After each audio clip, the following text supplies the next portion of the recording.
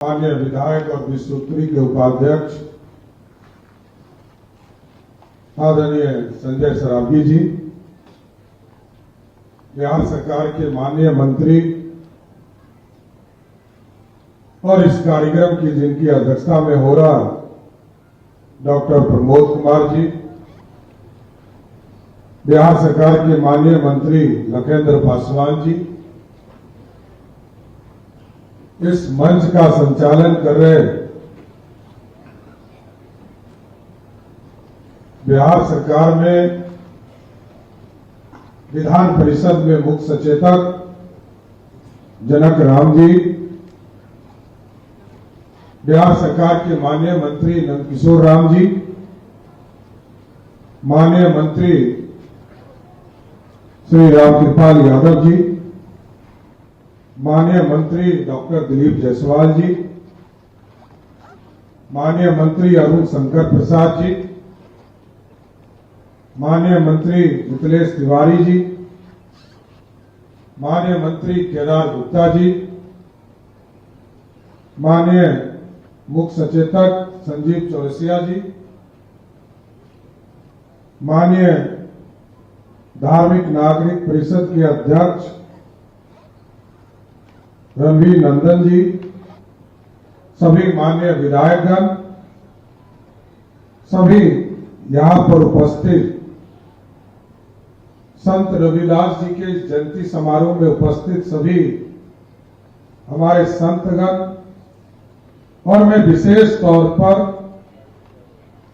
मैं उनके चरणों को भी प्रणाम करता हूं। आचार्य महंत अमोद गोस्वामी जी, महंत अमित गोस्वामी पादरी के हवेली पटना सिटी से, आचार्य महंत परमानंद दास जी, महंत अखिलेश्वर दास जी, महंत ज्ञान स्वरूप दास जी, महंत लाल दास साहब जी, महंत भोला साहब जी, महंत गम मुनि साहब जी, संत अमित भगत जी और महंत धर्मदास जी, अन्य सभी संतों को के चरणों में मैं प्रणाम करता हूं। और साथ ही साथ यहाँ पर उपस्थित तमाम भाइयों, बुजुर्गों, नौजवान साथियों, छोटे छोटे बच्चों, माताएं, बहनों, आज साथियों संत रविदास जी के द्वारा समरसता, समानता, सेवा और मानवता, इसके प्रतीक कोई है तो वो संत रविदास जी हैं। और आज से 650 वर्ष पहले आप सोचिए कि कोई संत अपने समाज, अपने घर में, इस भारत में जन्मा हो और जिसको सबका आशीर्वाद मिला किसी न किसी रूप में। अभी जो फिल्म आप देख रहे हो उससे ज्ञान हमें क्या मिलता है? ज्ञान ये मिलता है कि समाज में सब एक दूसरे को मदद करते हैं। कुछ लोग होते हैं, सब आदमी एक तरफ नहीं हो सकते, लेकिन कुछ लोग समाज में भेदभाव पैदा करते थे। लेकिन क्या गुरु रामानंद नहीं होते तो संत रविदास होते क्या? यह समझ, ये समाज को सबने सींचा और सबके सहयोग से ये निर्माण हुआ है।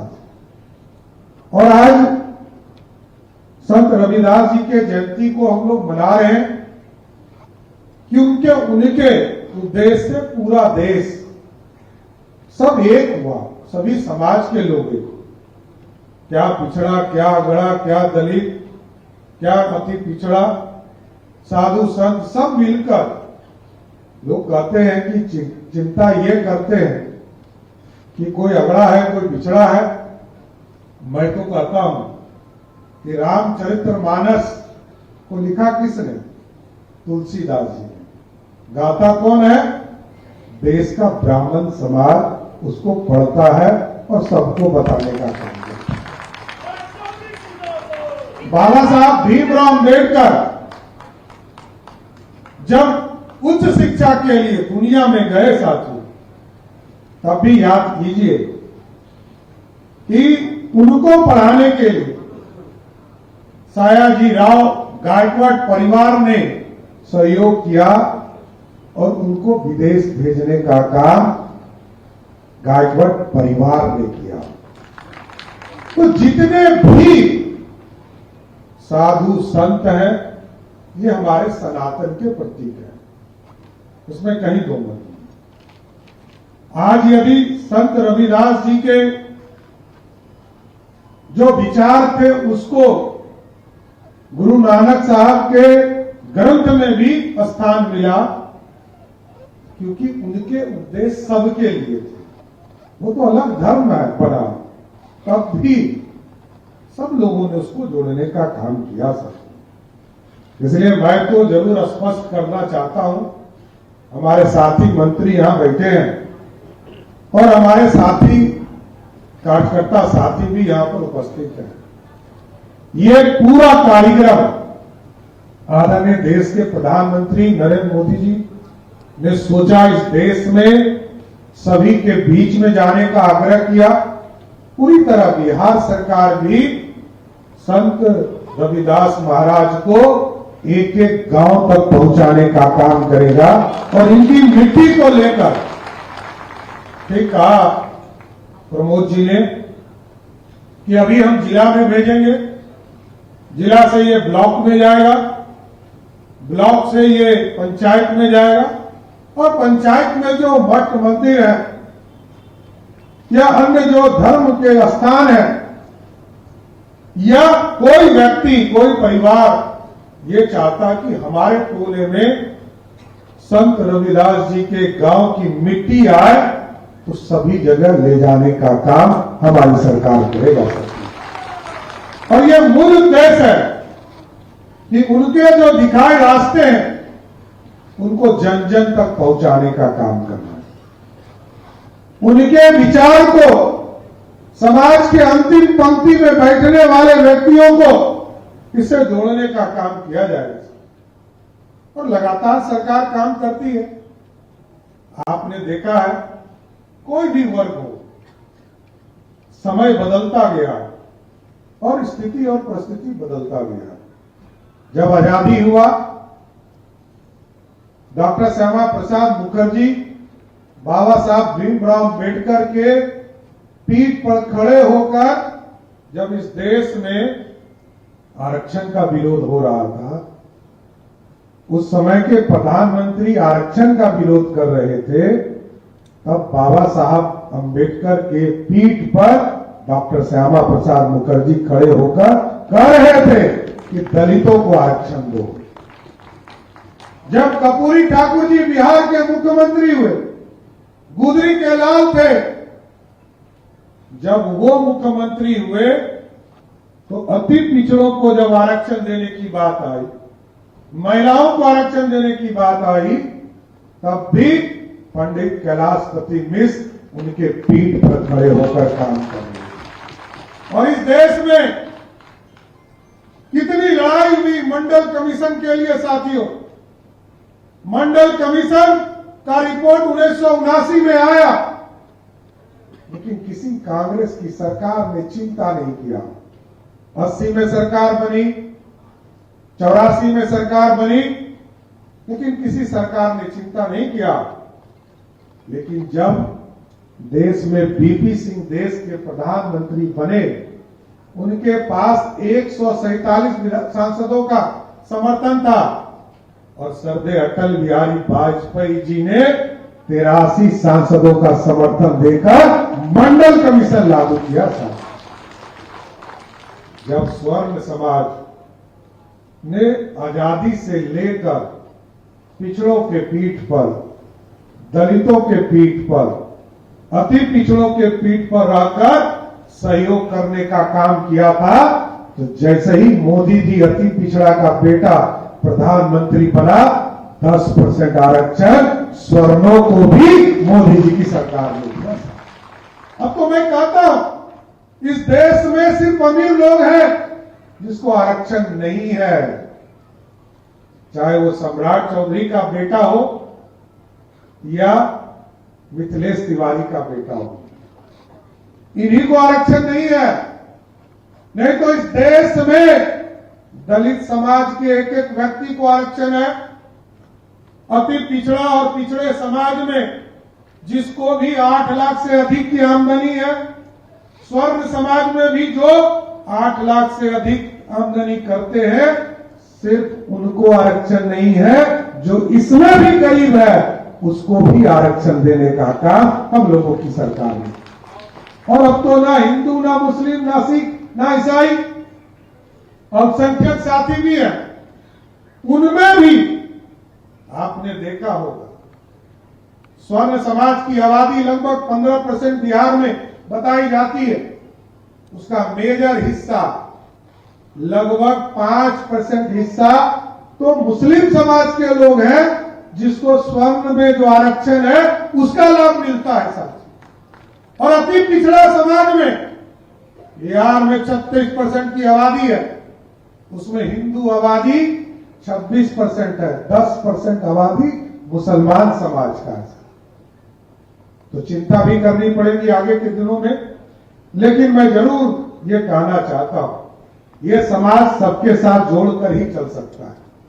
ये सबके साथ, जो आदरणीय प्रधानमंत्री नरेंद्र मोदी जी कहते हैं, सबका साथ सबके विकास की कल्पना जमीन तक पहुंचाना पड़ेगा। और संतों ने जो उपदेश दिए हैं, जो रास्ते दिखाए हैं, वो हम लोगों की सरकार लगातार काम कर रही है साहब।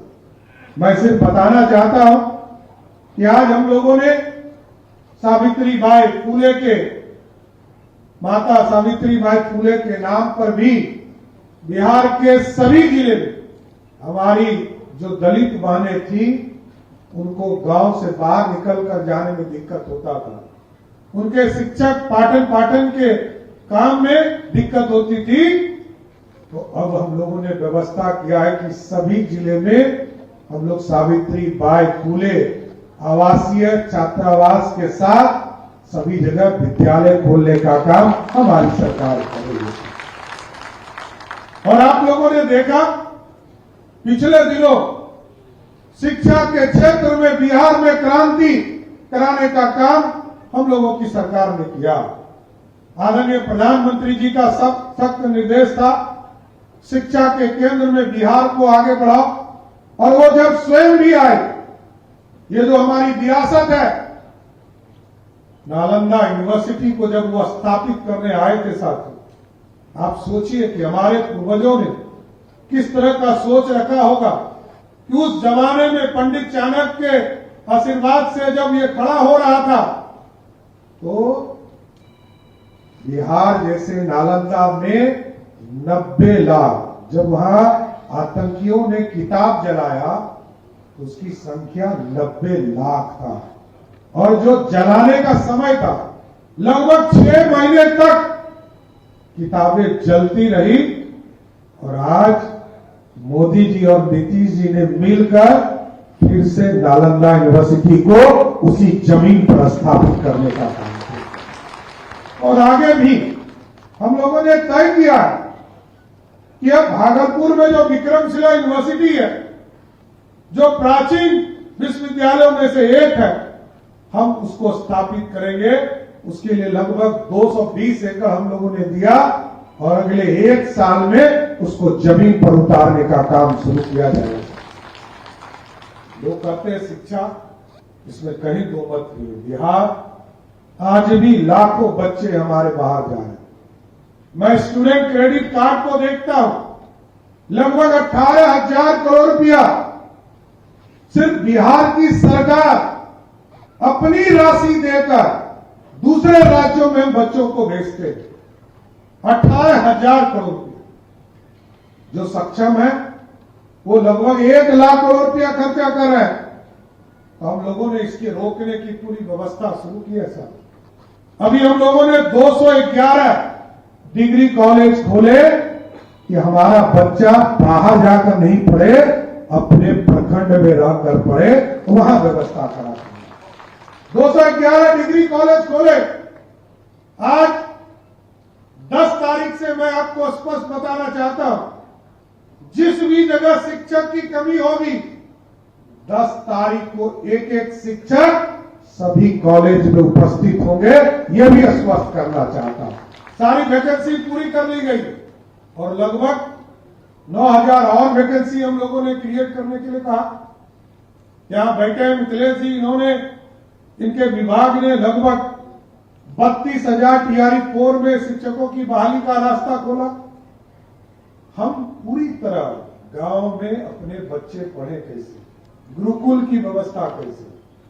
मैं धार्मिक न्याय परिषद के यहां अध्यक्ष बैठे हैं और साधु संत भी बैठे हैं, यही लोग महत्वपूर्ण है, ये पूजनीय है।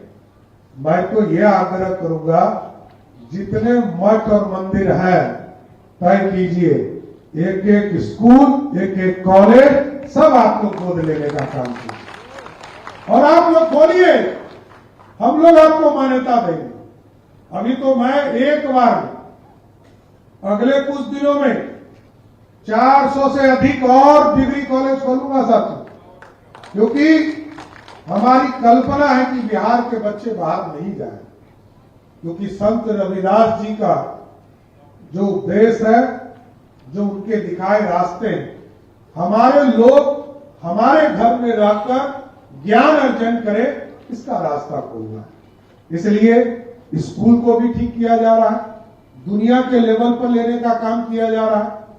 और दुनिया के लेवल पर इसलिए मैंने कहा कि अब तो स्कूल में आपने देखा एक बार में 551 सरस्वती विद्या निकेतन भी हमने खोलने का काम किया। और उसका कारण है कि वहां पर लाइव क्लासेस की शुरुआत कर रहा है साथियों, और बच्चों को, जो गरीब बच्चा है वही सरकारी स्कूल जा रहा है।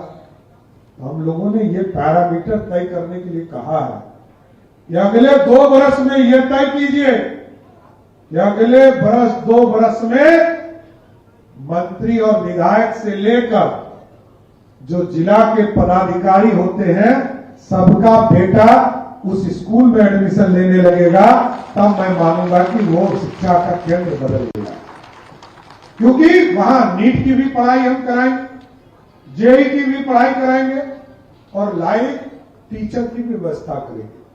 रात के 11 बजे यदि कोई बच्चा अपने घर में किसी मैथमेटिक्स में फंस जाए, अलजेब्रा में, तो उसकी व्यवस्था की चिंता कौन करेगा? गरीब का बच्चा यदि सक्षम होता तो वो अच्छे स्कूल में होता, कॉन्वेंट में होता, बोर्डिंग स्कूल में होता।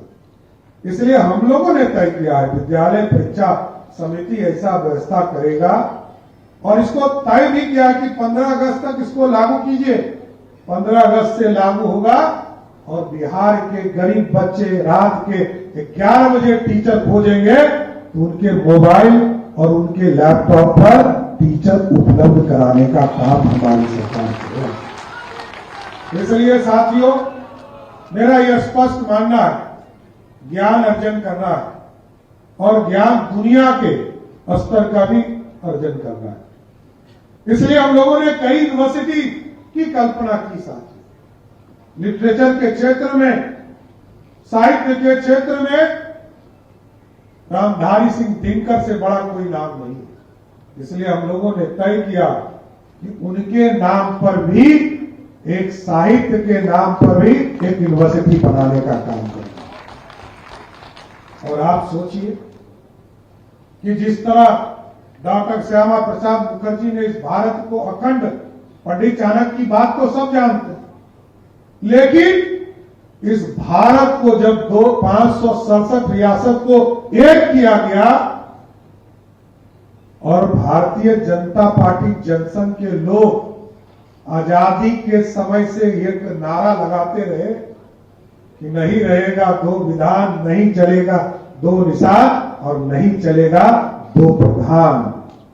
इस व्यवस्था को जिसने अपने प्राणों की आहुति दी, डॉक्टर श्यामा प्रसाद मुखर्जी के नाम पर भी हमने एक एआई और कंप्यूटर साइंस का यूनिवर्सिटी बनाने का संकल्प लिया। मैंने सभी विधायकों को धन्यवाद भी दिया इसके, सबने समर्थन करके भागलपुर में इस यूनिवर्सिटी की स्थापना की जाए, जो टेक्नोलॉजी के सेक्टर में काम करेगी। और आज दुनिया में जिस तरह टेक्नोलॉजी बढ़ रहा है सब, उसको बिहार में भी स्थापित करना है। और उसी के तर्ज पर हमारे स्वतंत्रता सेनानी शहीद जुब्बा साहनी, हम लोगों ने आर्किटेक्चर के क्षेत्र में, सिविल इंजीनियरिंग के क्षेत्र में एक यूनिवर्सिटी बनाने की कल्पना की, उसको भी मुजफ्फरपुर की धरती पर स्थापित करने का काम शुरू किया। इसलिए साथियों, संतों का जो उपदेश है, धर्म का रास्ता, ज्ञान का रास्ता और सामाजिक समरसता को जोड़ने का रास्ता, ये ज्ञान के माध्यम से आएगा। और पूर्ण रूप से मैं स्पष्ट करता हूं कि यहां जितना हम मदरसा पे ध्यान देते हैं, उससे कम ध्यान हम किसी भी कीमत पर संस्कृत पर नहीं देंगे, इतना जरूर स्पष्ट करना। इसलिए पूरी व्यवस्था हम आबादी के हिसाब से चीजों को कर देंगे। हमने कहा किशनगंज जिले में बड़ी आबादी है तो वहां उर्दू विद्यालय खुलने चाहिए, इसमें कहीं तो वहां खुलेंगे, लेकिन पूर्ण रूप से राष्ट्रवाद, राष्ट्र के प्रति पूरी तरह भावना जिसके रहेगा, उसके साथ ये भारत चलेगा। इसलिए बिहार सरकार पूरी तरह आपको आश्वस्त करते हैं कि भारत के संत परंपरा को और संत रविदास जी के दिखाए रास्ते को, उनके जीवन को आगे बढ़ा, उनके जीवन में जिस तरह कठिनाई देखने को मिला, आज बिहार में इस पूरी तरह जातिवाद को खत्म करते हुए बिहार की सरकार ये चाहेगी कि बिहार के लोग आगे बढ़कर बिहार की समृद्धि की चिंता करें। इसलिए मैं जरूर आदरणीय प्रधानमंत्री जी को, क्योंकि वो विकसित भारत का सपना देखते हैं कि 2047 में भारत इस देश नहीं दुनिया का सर्वशक्तिमान देश बने। नीतीश कुमार जी के साथ हम लोग काम करते रहे। पिछले 2-2.5 वर्षों से मैं उप मुख्यमंत्री के तौर पर उनके साथ था। वो रोज चिंता करते थे समृद्ध बिहार बने, उस समृद्धि को भी लाना है सर। आज देखते होंगे आप, अब तो मैं साधु संतों से आग्रह भी करूंगा कि आप देखिए, अब तो सड़क का भी नाम, पहले सड़क बनता था तो मैरिन ड्राइव के नाम होते थे, बाद में नीतीश जी ने उसको जेपी गंगा पथ किया। लेकिन अब जो सड़कों का नाम है वो पटना से जो बक्सर जाएगा, जो पूरी तरह गंगा के किनारे होगा, उसका नाम विश्वामित्र पथ रखने का काम किया। और जो गंगा के उस पार है साथियों, उसको गंगा अंबिका पथ रखने का काम किया। और तीसरा सड़क जो गोपालगंज जाएगा तो उसको भगवान नारायणी पथ के नाम पर रखा गया। यह जो इतिहास है जिसने समाज को जोड़ने का काम किया, यह सामाजिक संरचना पूरी तरह, ये भारत के लोग तो सहने वाले हैं। कभी अंग्रेज आया उसने लूट लिया, कभी आतंकी आए उसने लूट लिया, कभी मुगल आए उसने लूट लिया। भारत के लोग तो सबको सहने वाले, सबको अपने यहां बसाने वाले हैं। और हम भारत के लोग इतने मिलकर रहे हैं और आगे भी रहेंगे कि दुनिया में इसको सब दिन याद रखा जाएगा कि यहां संत रविदास भी हुए, संत तुलसीदास भी हुए और यहां पंडित चाणक्य भी हुए। इसलिए साथियों, मैं सभी लोगों से विशेष तौर पर आग्रह करूंगा कि तमाम लोग इसमें जुड़िए। सब लोग जिले में जाएं, जिले के स्तर पर जितने हमारे मंदिर हैं वहां जरूर इसको ले जाने का काम कीजिए। जितने हमारे दलित समाज के बस्ती है उसमें तो विशेष तौर पर ले जाइए। इसलिए ले जाने का रहा हूं, सामाजिक संरचना सबको जोड़ने का काम किया, चाहे वो उच्च समाज